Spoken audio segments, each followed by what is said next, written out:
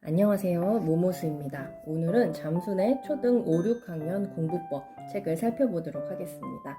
여기 이렇게 책 표지에 설명이 되어 있네요. 초등 5, 6학년 지금이 입시 성공의 적기다. 내신 전교 1등, 수능 만점, 입시에 임박할수록 두각을 나타낸 아이들의 비밀.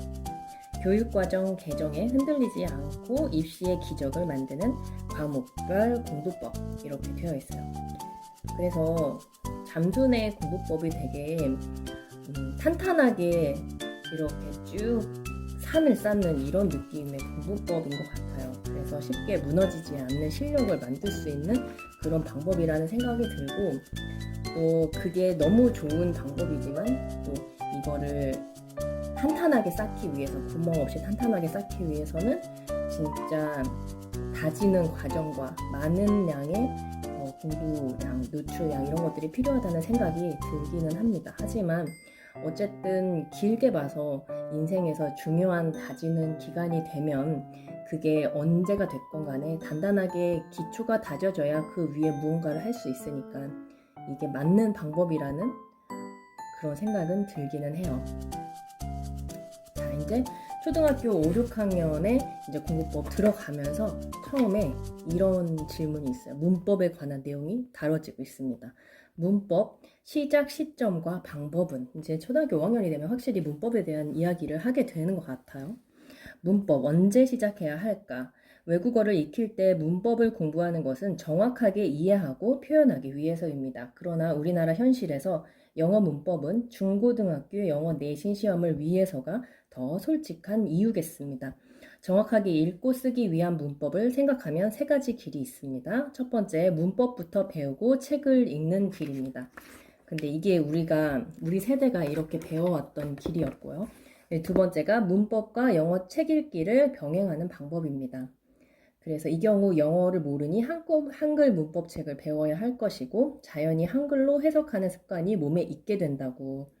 그리고 세 번째가 책 읽기를 먼저 하고 문법을 공부하는 방법이죠. 이게 상식의 틀에 얽매여 있으면 이 방법이 믿기지 않습니다. 왜냐하면 우리 세대의 엄마들이 겪어보지 않은 방법인 거죠. 그래서 도대체 문법을 모르는데 아이들이 어떻게 책을 읽느냐 이런 생각해보지 않은 길인 건 거죠. 의심을 떨치지 못합니다. 그러나 잠순의 영어를 실천한 집들은 이 방법으로 영어 책 읽기와 글쓰기, 문법 지식까지 다 챙겨갔습니다. 책 읽기가 충분히 된 후 가장 이상적인 문법 공부는 어떤 방법일까요?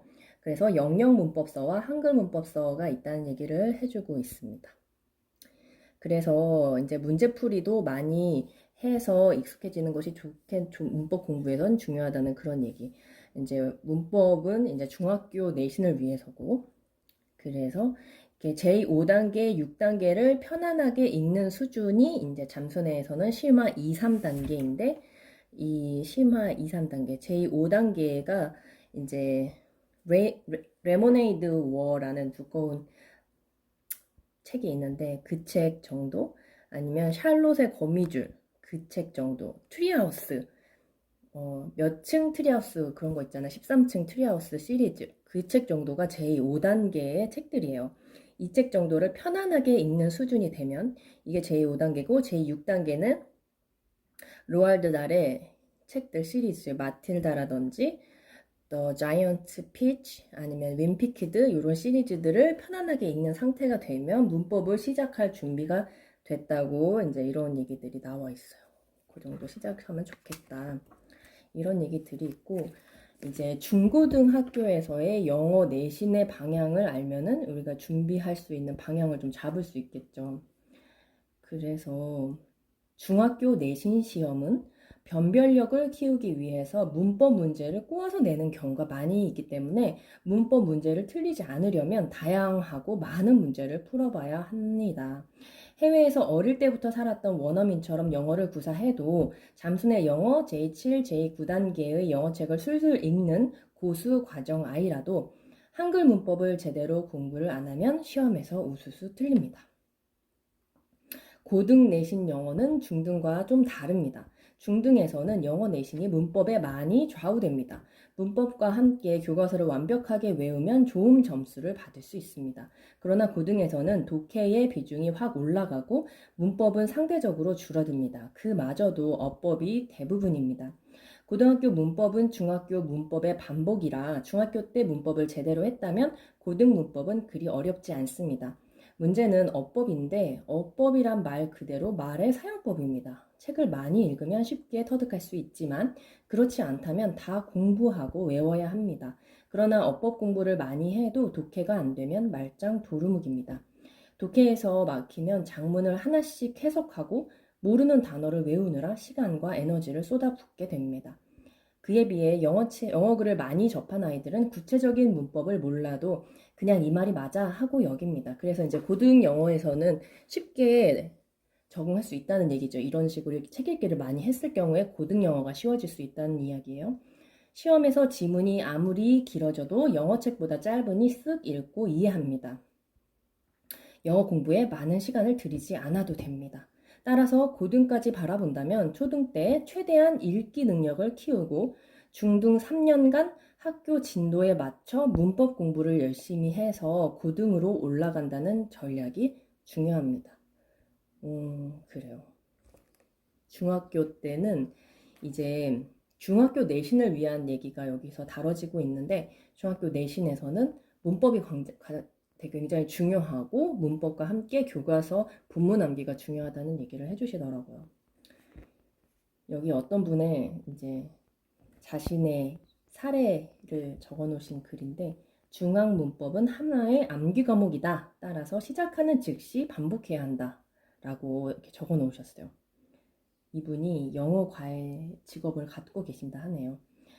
초6 겨울방학 지금이 적기입니다. 잊어버리는 것은 당연하니 화내거나 노여워하지 않기 바랍니다. 이렇게 써주시면서 문법은 암기 과목이고 이제 초등 6학년 겨울방학 때부터 중학교 3학년 졸업할 때까지 한 시리즈의 문법 교재를 정해서 10번, 20번 보는 반복이 필요하다는 얘기를 해주고 있어요. 당연히 처음에는 까먹는다는 얘기를 해주시면서 처음에 들어갈 때는 그냥 단어 정도 익숙하게 접한다 이런 느낌으로 보는 게 맞다고 겨울방학 때 시작으로. 그래요. 그래서 중학교 내신 영어 준비는 어떻게 해야 되나? 교과서 내용을 모두 외우고 영작까지 해보기. 시험 공부의 기본은 교과서입니다. 교과서 본문, 대화 등 영어로 된 내용은 모두 암기하고 암기한 내용을 백지에 쓸 수 있어야 합니다. 한글 번역을 보고 영어로 쓰는 연습도 하세요. 중등 영어 듣기는 잠수내 영어를 한 아이들에게 매우 쉽습니다. 쭉 한번 들어보는 정도면 충분합니다. 영어책을 많이 읽었으면 문장 암기도 그리 어렵지 않습니다. 그러나 영어를 잘한다고 교과서를 우습게 보고 외우지 않으면 시험에서 여지없이 틀립니다. 답답한 마음이 들더라도 많은 아이들을 객관적으로 평가해야 하는 선생님의 입장에서는 어쩔 수 없는 부분도 있다고 잘 설명해 주세요.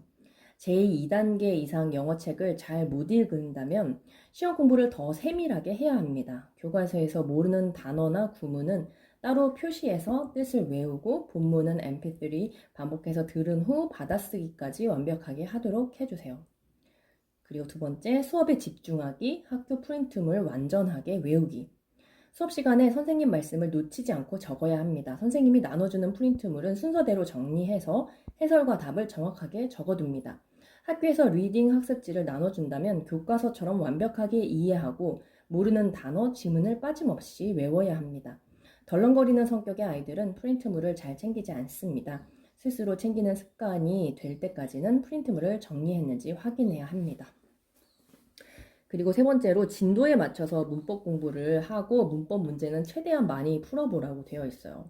문법을 몰라도 영어책을 읽는데 어려움을 못 느꼈던 아이들은 문법을 대충 공부하는 경향이 있습니다. 시험에서 문법 문제가 나오면 감으로 맞추기도 하다 보니까 문법의 중요성을 관가하는 거죠. 이러면 시험 성적이 널뛰기 할 수밖에 없습니다. 그렇다고 학기 중에 학교에서 배우지 않은 전체 문법을 다 훑는 것은 시간 낭비입니다. 한 번에 마스터하기도 어렵고 미리 공부해도 다 잊어버리고 또 공부해야 하므로 학교 진도에 맞춰서 공부하는 것이 가장 효율적입니다.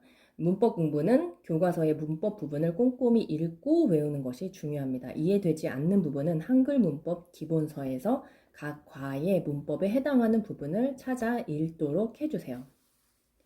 한자어로 된 문법 용어가 생소하면 학교 수업이 이해되지 않으므로 문법 용어가 익숙해지고 내용을 숙지할 때까지 반복해서 공부해야 합니다. 문법서만으로 이해가 안 되면 주말에 인터넷 강의를 들어보는 것도 좋습니다.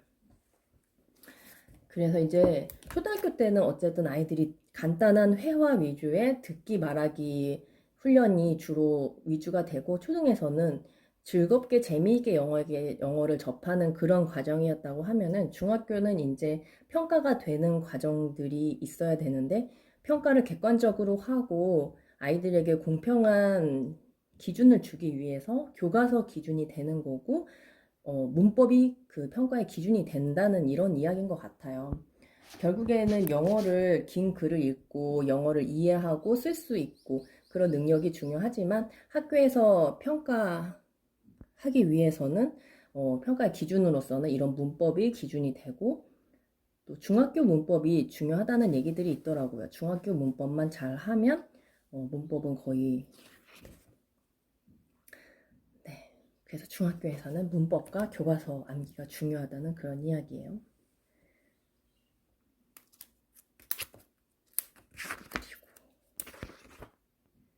그리고 또 이제 고학년, 5, 6학년이 되면 이제 고민이 되는 부분이, 이제 영어가 어느 정도 제2, 3, 제4단계의 책들을 읽으니, 제2, 3단계의 책들이 이제 아서 시리즈라든지 베렌스테인, 플라이 가이가 제2, 3단계의 영어 책이고, 제4단계가 큐어러스 조지, 미스터 앤 미세스, 리틀 미스 이런 책임이라고 한다면, 그런 책들을 이제 좀 읽으니 이제 수학을 해야 되지 않을까 이런 마음이 드는 거죠. 이런 거는 저도 그런 마음이 드는데, 그런데 이렇게 되어 있어요. 초등학교 고학년 때는 수학 대음의 마음이 복잡합니다. 그러나 적응 과정에서는 학교 수학 진도만 따라간다는 마음으로 가세요. 수학 선행을 나가는 순간 영어는 접어야 합니다. 학년이 올라갈수록 수학 공부 시간이 늘어야 하는데, 영어가 발목을 잡으면 이도저도 못하게 됩니다. 지금은 영어에 올인하는 것이 남는 장사입니다.